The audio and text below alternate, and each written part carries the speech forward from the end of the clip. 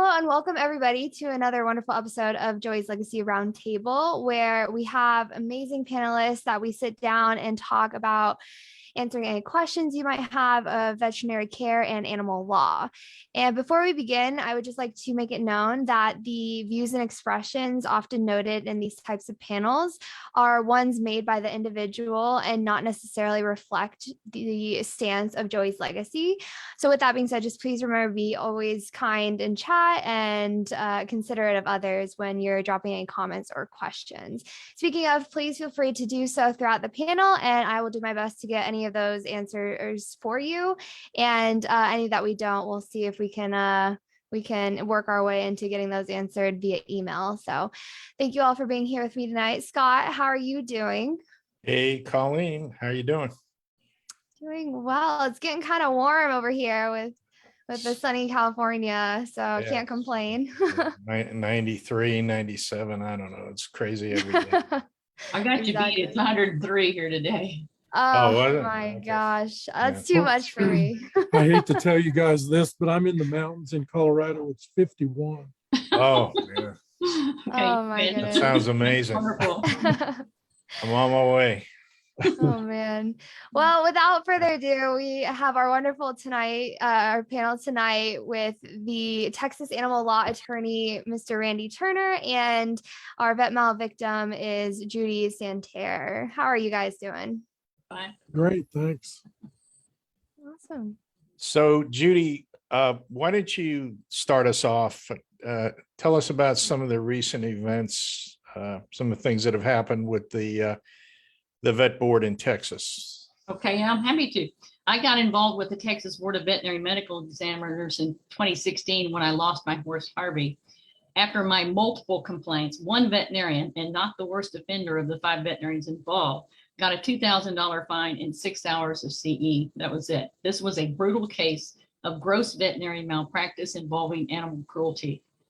Joey's Legacy members who have been through this process know how devastating it is to find out the state agency you thought was supposed to protect the public is instead protecting the killers of our pets. In 2016, the things this agency was doing just got worse after the Texas Sunset Commission, and specifically Senator Kirk Watson, publicly chastised the board for being in shambles and unable to produce accurate data about anything. 3 of the board members and several board staff at the time quit in a huff, and their replacements spent the intervening years between then and now walking back public protections and transparency even more.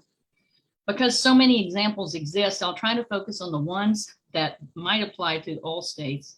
The board used to survey licensees and the public every 2 years to evaluate its customer service. That fell by the wayside. Instead, the board began meeting with licensees around the state with the goal of helping the board help them. These meetings were orchestrated in collaborations with the TVMA, the lobbying group, not the public. The board used to perform nearly 1,000 inspections every year. They stopped doing inspections during the pandemic and only began in September, but they continued holding meet and greets with licensees. Since March of 2020, they reported doing only 10 inspections. This is out of 10,000 veterinarians. This is very dangerous for the public. You can be sure veterinarians know very well they have very little chance of being inspected. Inspections were a big concern of Sunset in 2016. The Texas veterinarians do not report their controlled substances to the prescription monitoring program to assist the DEA and the DOJ in protecting the public. This makes it much more important for inspections to be done because this is the only time a veterinarian's controlled substance log is reviewed and compared to drugs on hand. The board used to post public meeting notices and materials on its website. Now it's difficult to know when they're meeting and what the agenda items will be. And by the way, the only way you can see the agenda beforehand is if you go to the Secretary of State's website and know how to do that. This is particularly important because often people don't know when their complaints will be disposed of by the board. Yet they admitted, and this is a quote from one of their employees, as a matter of practice, we send over board meeting materials to the TVMA following each board meeting. So the public often doesn't see this information, but it is automatically given to the TVMA to distribute to its members. The board used to routinely update victims on their complaints. Now we often aren't informed until long after the cases are disposed. That happened to me in my case involving the burning of my little dog, Marvin. His story is in Joyce Legacy, Volume 1. I didn't know that my case had been dismissed until the day afterward, and only because I looked for it. They claim there was no violation for burning a little dog, severely burning a little dog in a teeth cleaning. What kind of standard of care is that? The board used to have a detailed complaint process on its website. Now the complaint process is only available through an open records request, and the new one has many gaps, making it easier for the board to manipulate it. Board rules have been changed in the interest of licensees and not the public. For example, in 2018, they shortened the statute of limitations from 4 years to 2 years without public notice, and only because of a licensee's comment on a rule change. They literally tossed 2 years worth of complaints as newly non-jurisdictional. I suspect this was to stop people like me who filed a lawsuit first and waited to file a complaint. I think the agency wants to dismiss to no violation early so the veterinarian can use that in a potential lawsuit, but Randy can tell us if that he's seeing any of that. Another example is in 2019, they adopted a schedule of sanctions that prioritized licensees over public input and interest. But in the June meeting 2 weeks ago, the board agreed to increase its fines as monetary penalties. In the past few years, they focused on education rather than meaningful disciplinary action. Complaints continue to rise, so that clearly was not working. The board used to make information available, even if only pursuant to an open records request, regarding licensees with disciplinary action. Now it's difficult to get information, particularly for some of the worst offenders. Believe it or not, temporary suspension orders are no longer public information. These are veterinarians doing something so threatening to the public, the board suspends their license. The public needs to know who those veterinarians are. That information is now hidden unless it makes the news. Our complaint process requires veterinarians to agree to their proposed board orders or disciplinary action. As you can imagine, most don't agree. When that happens, those cases are supposed to be forwarded to the State Office of Administrative Hearings, called SOA, to be heard there. Because they are docketed, they become public record, and we learn who those veterinarians are. Their names are posted. The board has been sitting on those cases and not docketing them for years. Currently, the board has anywhere from 44 to 131 cases that need to be filed at SOA, but haven't. And there are about 300 more cases backlogged in its legal department. Some of these cases are 5 years old. To give you an example of a SOA case, the one where the veterinarian shot a cat with a bow and arrow and bragged about it on Facebook with a chilling photo. I'm sure everybody remembers that case. That case went to SOA. There was another one recently filed, but only after the criminal indictment hit the news media, against veterinarian Ashley Watts, who shocked a horse about 1,000 times with a cattle prod over a 30-minute period, including on the face and genitals, and the horse died. I've been told this is all on video and witnessed by multiple horrified people. Ashley Watts is the same veterinarian involved in the injury and death of a filly named Dazzle, owned by Heather Kutiba, whose story has been on television multiple times, including recently during this KXAN investigation. Watts was also involved in the unsuccessful treatment of my horse Harvey. Even for licensees who agreed to their disciplinary action, the orders are often not posted on the board's licensee lookup tool. Sometimes it says no to disciplinary action when it should be yes. This can give the public a false sense of security when they look up a veterinarian's record. The agency has a long-standing history of continuously stonewalling open records requests. It really is astonishing, the willful withholding of public information, at least for the public, because the agency seems to offer a very different level of service to veterinary professionals. I had filed a public information request for the numbers of veterinarians in the peer review program. That number is important for the public to know, but I was denied that information after the agency filed a ruling with the Texas AG, and they did what they usually do, claim the information was confidential, even though in the past it was included with board meeting materials. The law hasn't changed, just their interpretation of it. They just want to deny information and transparency to the public. It's outrageous. Recently, some of this came to light through investigative reporting by KXAN, which is an NBC affiliate. Several members of the public reported concerns, and the reporter did a series of stories on the issues. Senior officials from the board refused to comment.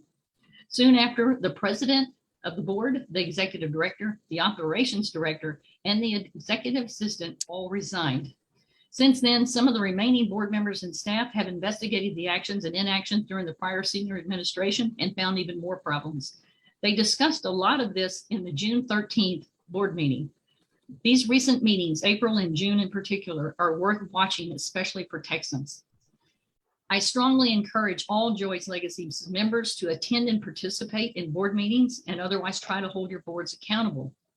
Boards may be resistant and probably will be, so you have to be persistent. After all, they are public servants, and the TVMA is certainly demanding their service. I've attended and spoken before the board and the Texas legislature about the board many times, as have other victims in Texas. The KXAN series is posted on Joyce Legacy's VetMail group. It just scratched the surface, as I did today. There was a lot more impropriety, including massive conflicts of interest of the recently resigned senior officials. Hopefully KXAN will continue to report the issues and more will come to light. It remains to be seen if the board will pivot and start protecting the public. The June 13th meeting was positive, so we're hopeful. Public member Victoria Whitehead is more vocal and speaking up for the public, so that's good to see. We have a temporary board president, Attorney Keith Pardue, acting as president of the board for now, and they were working on hiring a new executive director. Investigator Mike Tacker is the interim executive director. The attorney they have hired was by the previous administration, so we don't think there will be improvement there, but they've hired 2 more attorneys, so they're trying to catch up on the hundreds of cases that have been sitting for years. We expect transparency to continue to be a battle as long as the TVMA holds power over the agency. Thank you. So Judy, out with the old, in with the new, but is the new really, is there any real bona fide chance to make any real progress? Or is it just same old, same old? I doubt. You know, there was a bunch of stuff involving the California Medical Board, and the state senator that was involved in trying to fix that problem stated that he didn't think anything would change until the lobbyist organization changed. And I think that that's an accurate statement. I don't expect a lot of change. We're trying to make it more transparent, but as for any major changes, that's not going to happen until the TVMA changes. Just my opinion. Randy, do you have any thoughts or comments on what Judy said? As far as the changes in the current status of the law, well, Texas is a very conservative state in probably many different ways, and I mean, it has been extremely difficult to get the courts or the legislature to make laws that are favorable to animals. It's just been really hard. I don't think we're going to see anything in my lifetime, maybe my grandchildren's lifetime. But That's a long time, Randy. I'm really sorry to hear that.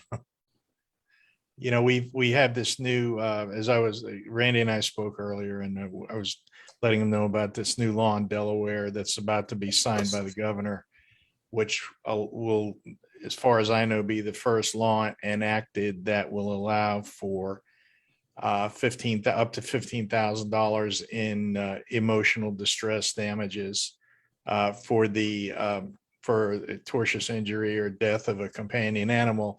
And this law includes the words veterinarians. So I consider it a huge victory.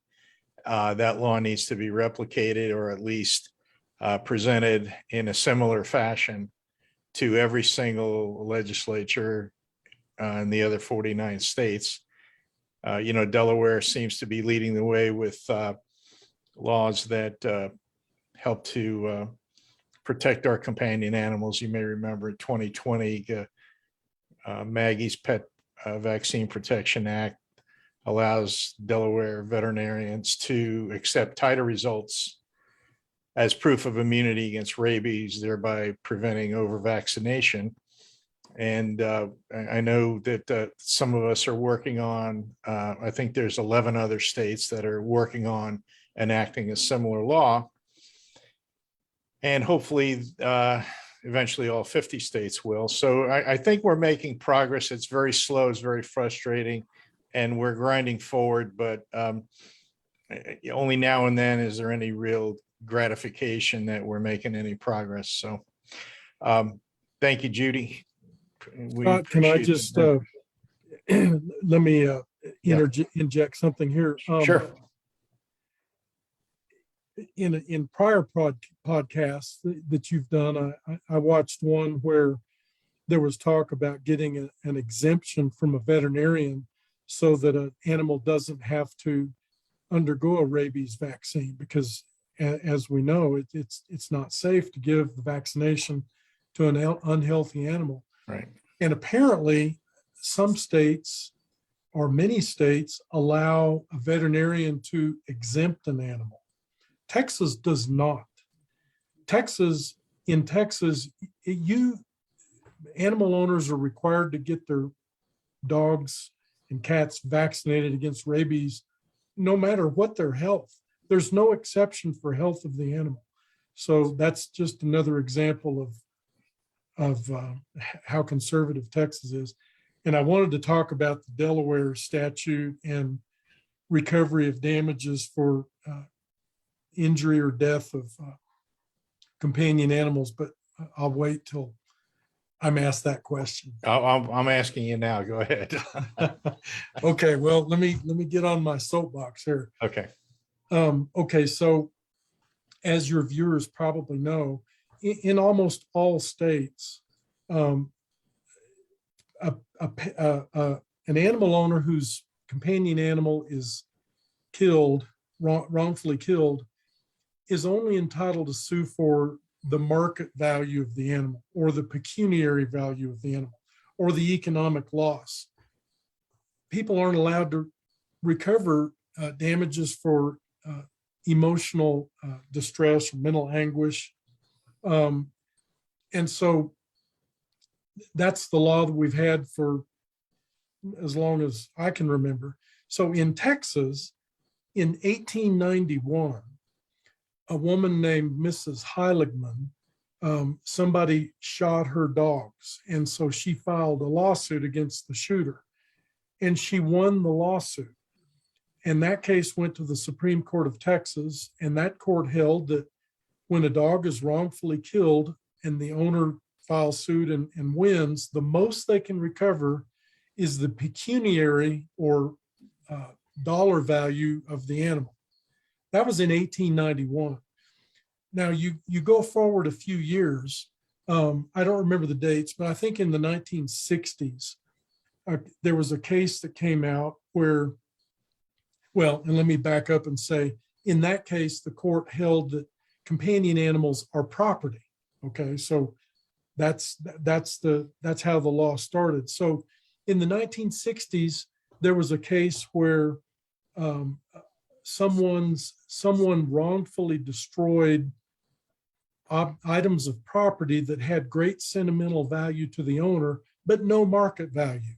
It was like a grandmother's wedding veil or granddad's cowboy boots. So these objects had no market value, but tremendous sentimental value. The owner filed suit in that case against the person who wrongfully destroyed the property.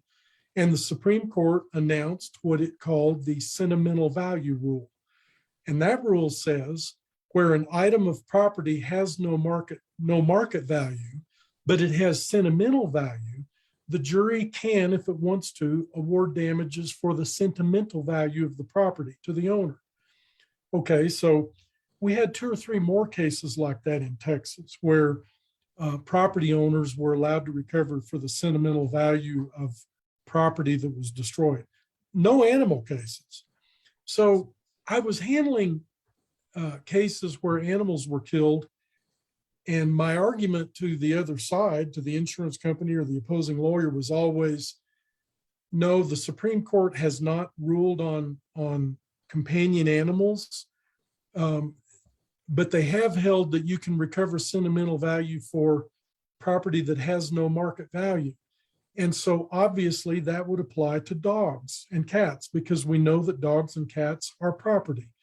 And so I was able to settle quite a few cases with that argument that it makes no sense that you could recover sentimental value for inanimate objects, but not for, arguably the most sentimental property that we own.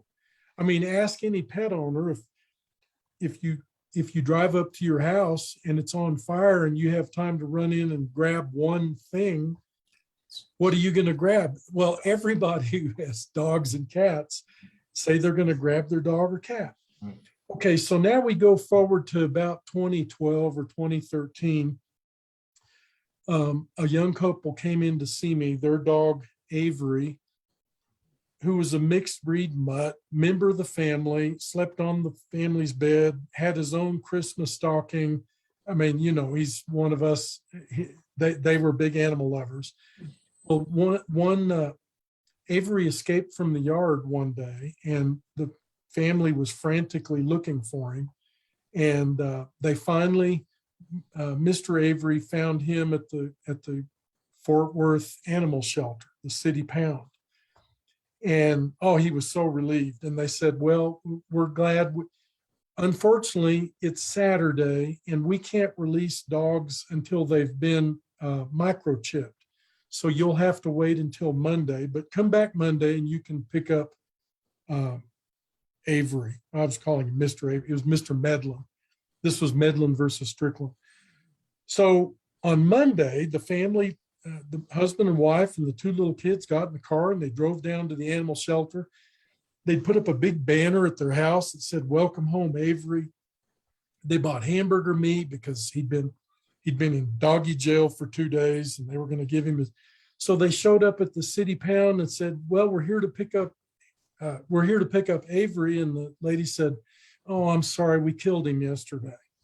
And somebody had forgotten, they'd put a sign on his cage, do not euthanize, hold for owner, but somebody negligently ignored that sign and euthanized Avery. So they came to see me and about what could be done. And as a side note, let me say that I don't think I've had dozens and dozens of people come to see me wanting to file suit when their animal has been wrongfully killed. I've never had anybody who was interested in money, not a single person. They're all interested in what can we do to keep this from happening again? What message can we send? How can we? Anyway, so the Medlins came in to see me and I agreed to take their case because there had not been a case at the Texas Supreme Court applying the sentimental value rule to dogs. So I wanted to take a case up and just confirm that, well, yeah, dogs are property and you can also recover the sentimental value of dogs. So we filed suit. My case was dismissed at the trial court level because the judge said that he was compelled to follow the 1891 case that says you only get market value. So I took the case to the Court of Appeals, which is the intermediate court in Texas. And that court ruled, it was a great opinion. and that court held that, yes, it makes no sense that you would apply the sentimental value rule to all property, inanimate objects, bicycles, cowboy boots, but not apply it to the property that's the most sentimental property that we own. So that court held, yes, you can recover the sentimental value of dogs that are wrongfully killed. Well, the veterinary community acted like the sky was falling and it was the end of the practice of veterinary medicine as we know it. So the veterinary association went to the Fort Worth Court of Appeals, the Second Court of Appeals, and offered to pay the attorney's fees if they would appeal that case to the Supreme Court. Now the city of Fort Worth had no reason to do that because in the meantime, a law had come out that basically said it immunized people from liability who work for the government. So anyway, but the city wasn't going to turn down free legal services. So the case was appealed to the Texas Supreme Court, and my case at the Fort Worth Court of Appeals was it got a lot of publicity. I was on the front page of the New York Times. I was interviewed by the Voice of America. It was translated into Mandarin Chinese, and I mean, so that was a big deal here. So anyway, we go to the Fort Worth Court of Appeals. Went to the Texas Supreme Court, and the arguments that the city made, being paid by the veterinarians, was you can't allow this because this will result in multi-million-dollar jury verdicts against veterinarians. That's going to drive the cost of veterinary care up so high because their malpractice premiums will be so high. Veterinarians, only rich people will be able to afford to own pets. I mean, that was actually the argument they made. If the court allows sentimental value, only rich people will be able to have cats and dogs. Well, that argument was preposterous because, number one, my response was, have some faith in the jury system. I mean, we've had juries in this trial by juries since the beginning. And if you're not going to have faith in the jury system, then that's really too bad. Secondly, most states, including Texas, have a doctrine called remittiture, which says if a jury verdict is ridiculously excessive, the judge has the power to reduce the jury verdict to a reasonable amount. This was done in the McDonald's coffee verdict case. That $2.5 million was reduced down to, I don't know, 250,000 or something. So that was my second argument, was we have remittiture. My third argument was, if it really turns out to be a big problem, the legislature can fix it. The legislature can go in and put caps on damages recoverable in veterinary malpractice cases, just like they did in human malpractice cases. In Texas, several years ago, they passed what they call medical malpractice reform, and basically capped damages in medical malpractice cases. Non-economic damages are now capped at $250,000. So if your doctor malpractices on you and you're paralyzed from the neck down, you get a whopping $250,000 for your mental anguish, pain and suffering, etc. So that was my other argument. If we really start seeing massive jury verdicts, the legislature can fix it. Because they were arguing that, well, a little kid with a pet frog, if it's malpracticed on, he's going to sue for millions of dollars. It's always this extremist argument. Anyway, the Texas Supreme Court didn't go along with me. They went along with the veterinarians. And I should mention, if you look at the amicus curiae briefs filed in that case, an amicus curiae brief that's Latin for friend of the court. So anytime there's a case pending at a Supreme Court, various groups, organizations, etc., will file friend of the court briefs, basically urging the court to rule a certain way. And these can be long 75-page briefs. So in my Medlin versus Strickland case, there were about 25 amicus curiae briefs filed supporting or opposing sentimental value for pet owners. These briefs were filed by the veterinary medical associations, cities, the pet product manufacturers, pet toy manufacturers. Everybody who makes money off of animals was filing a amicus curiae brief opposing my position. I had various humane societies and animal welfare groups call me up asking me if I wanted them to file an amicus brief, and I said no. And the reason was, I didn't want this to be an animal rights case, because this is another topic, but it's really hard to get things passed in the Texas legislature, because the other side always paints it as an animal rights bill. That's a PETA bill. So if we try to outlaw tethering, it's a PETA bill, even though PETA may not have anything to do with it. So I didn't want this to be an animal rights issue. Texas is a big property rights state. Texans love their property rights. So I wanted this to be a property rights issue. That's why I argued for sentimental value as opposed to mental anguish. So our argument was basically sentimental value can be awarded for any kind of property. Why not animals? They're property too. And so the only amicus brief on my side was filed by the property law professors at, I guess, 5 or 6 Texas law schools. And basically their amicus briefs said there's no reason to carve out an exception to the sentimental value rule for animals. Unfortunately, we lost at the Texas Supreme Court. So that's the law in Texas. In Texas, if your animal is wrongfully killed and you file suit, the most you can recover is they call it the special or pecuniary value of the animal, considering its usefulness and service, which is just another way of saying the economic value, what the dollar and cent value of the animal. In Texas, you can't consider sentimental value, emotional damages.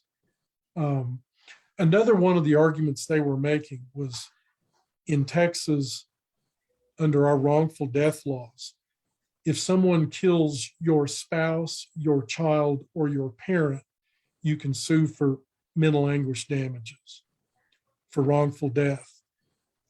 You cannot recover mental anguish damages for a grandchild, for a sibling, for an uncle. So the other side's argument was, they were saying, well, what Mr. Turner really is asking for, he's calling it sentimental value, but he's really talking about mental anguish damages. And if you can't get mental anguish damages in Texas for the death of a grandchild, you sure shouldn't be able to get mental anguish damages for the death of a pet.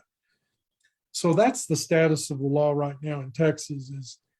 And of course, that makes it real hard to pursue veterinary malpractice cases from an economic point of view, which we can talk about later. But and let me mention that most states are like Texas.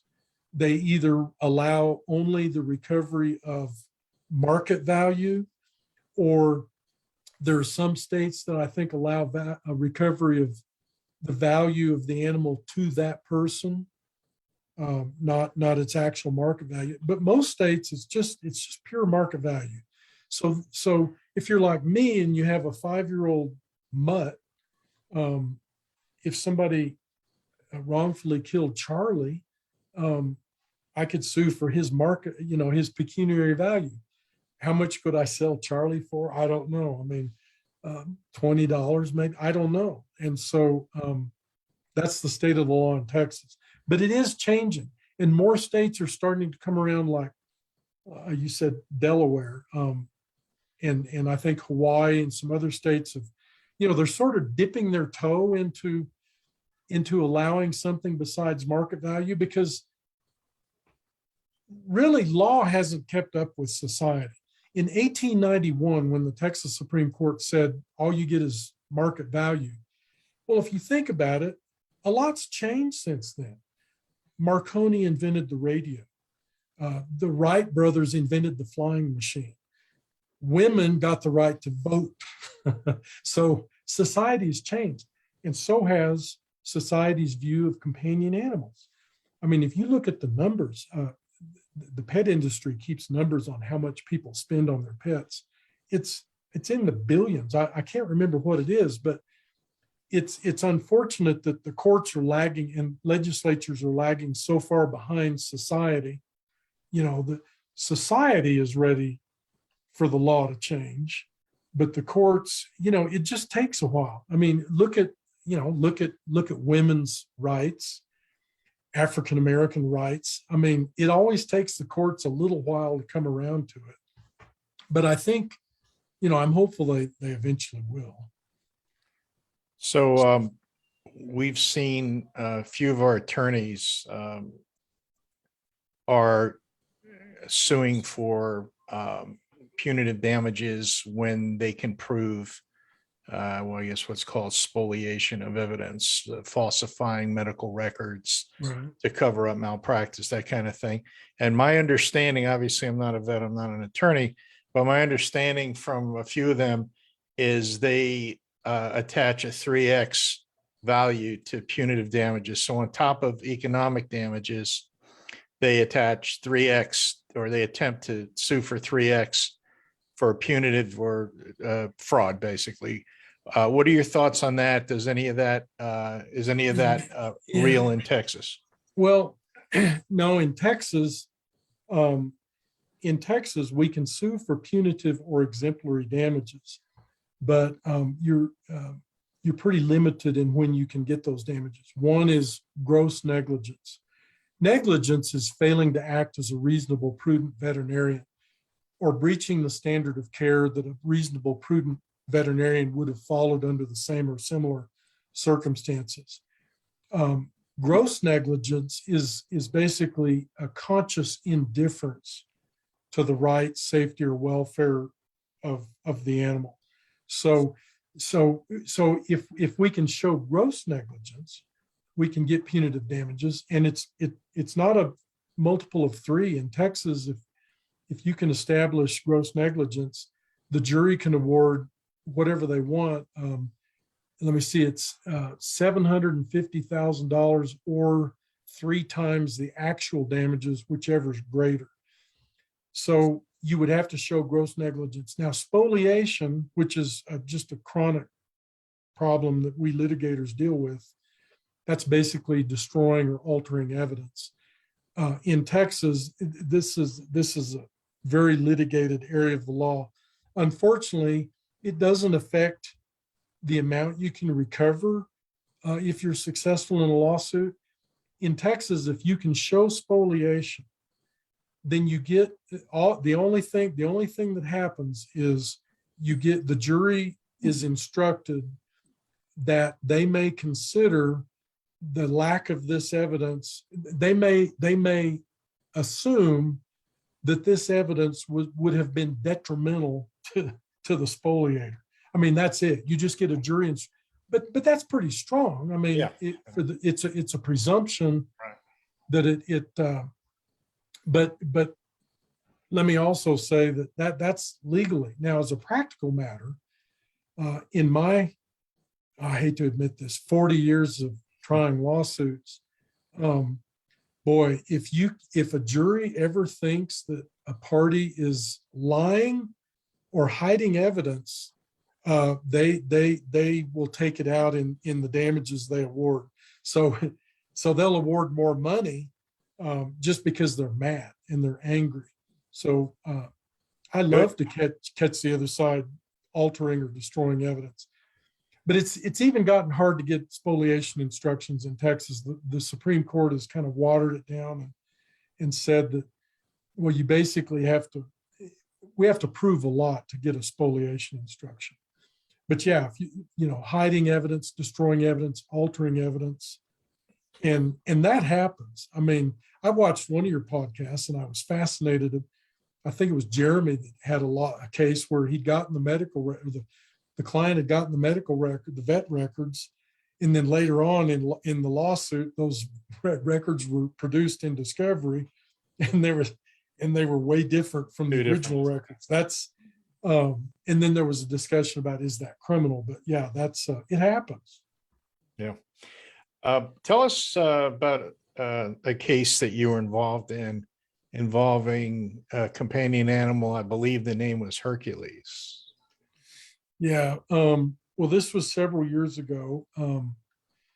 There was my client had a dog that was in really bad shape and end of life and really needed to be euthanized. I mean, the dog was, just on his last leg. And So she took the dog to the vet. He said, yeah, he needs to be euthanized. And so she, okay, so the family came to the vet's office, and they said their goodbyes, and they hugged and kissed and cried. And then they left the vet. The vet said, okay, well, I'll go ahead and euthanize him.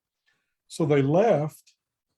And then it was sometime later, a number of weeks later, she got a call from the police department saying, do you own a dog? And they described the dog. And she said, well, I used to, but he was euthanized a long time ago. And they said, well, no, we just raided a vet's office, and he's there and he's being kept alive. And they were using him for, well, and then it turned out that my client wasn't the only one. There was another dog owned by some other people, and he was using that dog to as a blood donor.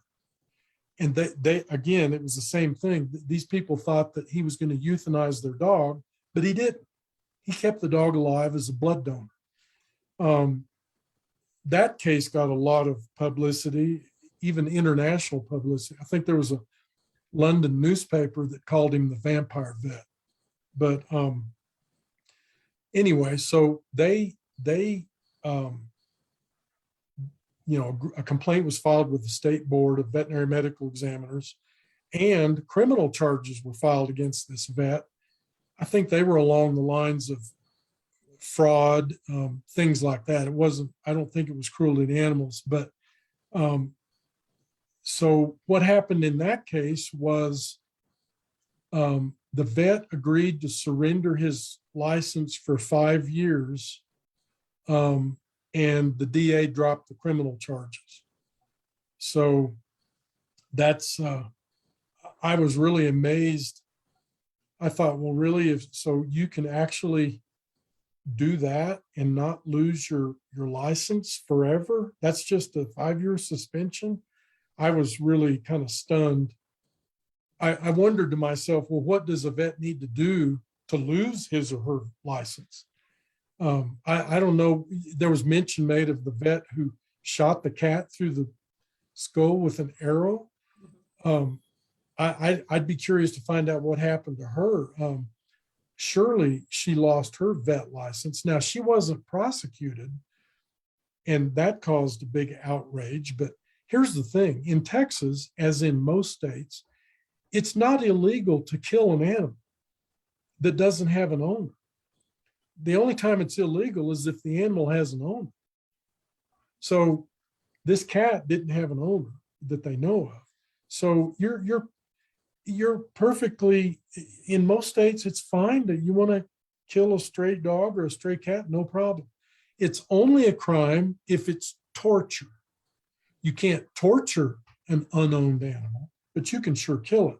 So in that case, I called a vet friend of mine and I said, if a cat is shot through the brain with an arrow, is there any kind of suffering? He said, no, it's an instantaneous death. So they never prosecuted her criminally because torture is defined as inflicting, unnecessary pain on an animal. And this was an instantaneous death. So she basically walked away scot-free. I hope she lost her license. She lost her license for 1 year. She has 1 year. 1 year. 1 year. Okay, so that's pretty disturbing. It makes you wonder. It begs the question: what does the vet have to do to permanently lose a license? I know lawyers that have permanently lost their license for, not returning phone calls. Now, granted, that was the straw that broke the camel's back. That was the 8th time the lawyer had been disciplined. But it seems like a lot of professions, you can lose your license pretty easily. But it doesn't seem like veterinarians need to worry too much about losing theirs. I agree. There's very little accountability. I get 75 phone calls a month on average from victims of alleged negligence and malpractice. So over the 5 years, that's 3,000 or 4,000 or whatever the math comes out to. I can't recall. maybe I can count them on one hand, the number of cases where the veterinarian was either a license was suspended or revoked.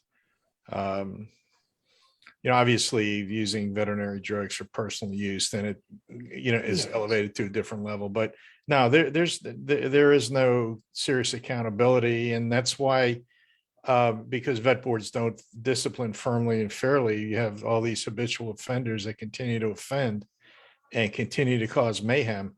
And, we do what we can to go after the bad actors, but, it is going to require, their governing authority, vet boards, to one day, if it ever happens, to step up and do what they're mandated to do.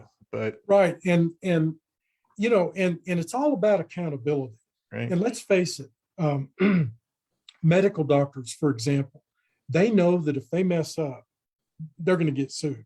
My sister's a medical doctor. She knows that if she's negligent, if she causes, she's going to get sued, and the patient can recover all kinds of damages: pain and suffering, mental anguish, disfigurement, physical incapacity. So she has every incentive to do a good job. She knows that if she doesn't do a good job, she's going to get sued and she can be liable, and she may not be able to buy malpractice insurance. And she knows that the Texas Board of Medical Examiners or in her state, is going to really come down on her. But in these states where the veterinarian is only liable for market value, these vets don't really have to worry about much. So they kill the dog. What was the dog worth? Oh, the dog was worth $100. Oh no, I'm going to get sued for $100.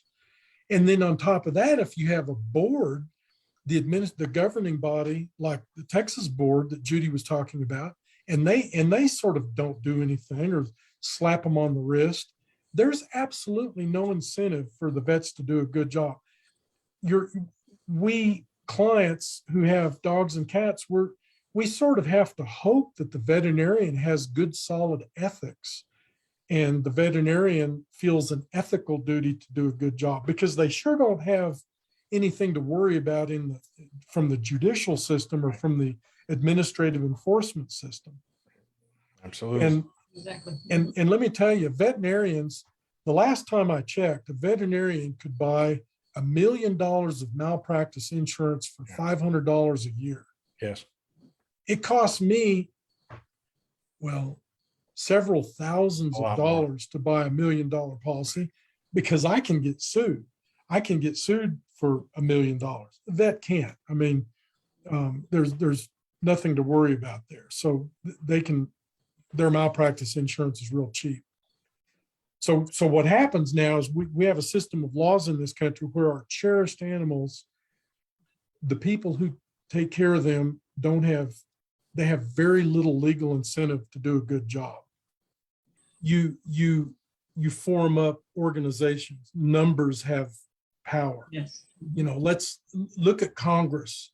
If Scott or Judy or Colleen or Randy go to Congress, we can talk till we're blue in the face, but we're probably not going to get much done. But if I'm the NRA or the AMA, or these organizations that are big and powerful and donate lots of money, laws get changed. And so I would encourage everybody who's listening to find out. Most states have organizations that lobby for animals in the legislature. In Texas, we have what we call the Texas Humane Legislation Network. Virtually every animal protection law in the books in Texas is there because THLN got it passed. Their numbers, they have hundreds or thousands of members, and boy, they get stuff done. So as negative as I've been this past hour about the sorry state of the law, I'm actually very optimistic, because our legislature meets every 2 years, and bills that were just handily defeated 5 years ago are getting passed. And because this is a hot topic. And so I would encourage everybody to maybe call your local humane society and just ask them, hey, is there a statewide organization that fights for animals in the legislature? Most states have organizations like that. THLN has several sister organizations. And then, of course, there are lots of national organizations. The Animal Legal Defense Fund, the Humane Society. There are lots of groups that lobby on the national level, but on a state level, and by the way, the state level is where you're going to change malpractice law. The Congress isn't going to get involved in that. So you need to change the malpractice laws on a state level. The damages that are recoverable when an animal is killed, that needs to be at the state level. And it can be done. It is being. Well, look what happened in Delaware. That wouldn't have happened 10 years ago. It's just a movement. I mean, it's gathering momentum. Every time you turn around, you're reading about new things in legislatures, because people are starting to wake up and they're starting to recognize that, hey, we love our animals. We need the laws that'll protect them. Yeah. Well said. Yeah. I think that's a good final pin on this conversation. Is there's a lot of work that needs to be done, but there's a lot of good prospects, and unfortunately we do have the numbers, and I think the more people do form together, join organizations, become more educated, like you said, Judy, the more progress we can make, and hopefully that'll lead to a better, brighter future for our loved ones and our family members. So thank you both so much for your incredible insights today. It's always a pleasure, but you guys just really, I was hit with so much information, and you really informed me about a lot of the behind the scenes. So thank you for all your incredible insights tonight. Thank you, Randy. Thank you, Judy. Appreciate Thank you you being for here. having us. Absolutely. Thanks. Okay. All right. It's a pleasure. Have a good night, everyone. Thank you. Thank Bye-bye. you too. Bye-bye. Bye.